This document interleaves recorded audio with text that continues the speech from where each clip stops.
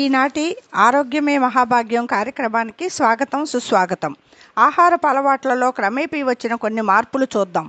సర్వరోగ నివారణి పేరుతో ఎప్పుడో 25 సంవత్సరాల క్రితం ఆయిల్ పుల్లింగ్ అని వచ్చింది.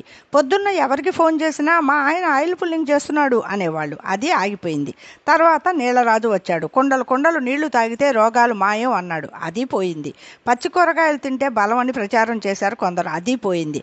ఇప్పుడు ఇంకొక ఆయన వచ్చి రాగులు, సజ్జలు, జొన్నలు, కూరగాయలు అన్నీ కలిపి రసం చేసుకొని తాగండి అంటున్నాడు.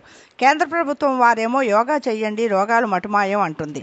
చాన్నాళ్ళ క్రిందట గోదావరి జిల్లాల నుంచి ఒక రాజుగారు వచ్చి ఉప్పా, మీరు ఉప్పు తింటున్నారా, చీ చీ అన్నాడు.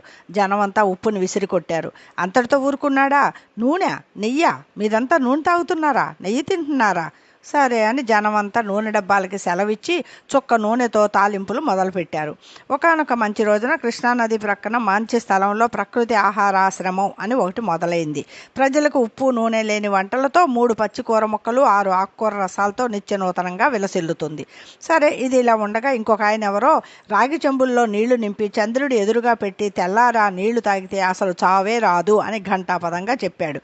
ఇంకేముంది, కొట్లలో పడి రాగి చెంబుల వేట మొదలైంది. అలా వెన్నెల్లో పెట్టిన రాగి చెంబుల్లో నీళ్లు తాగుతూ ఉప్పు నూనె పులుపు తీపి లేని రాజుగారి వంటలు తింటూ 200 ఏళ్లు గ్యారంటీ అనుకుంటున్న దశలో మహారాజశ్రీ మాచినేని ఉద్భవించారు. నూనె మానేశారా పిచ్చోళ్లారా, మిల్లుల్లో ఆడించిన కొబ్బరి నూనె 100 గ్రాములు తాగండి, ఇక చూడండి అన్నాడు. ఇంకేముంది, కొబ్బరి చెప్పులు సంచిలో వేసుకుని గానుగులంట పడ్డారు జనం.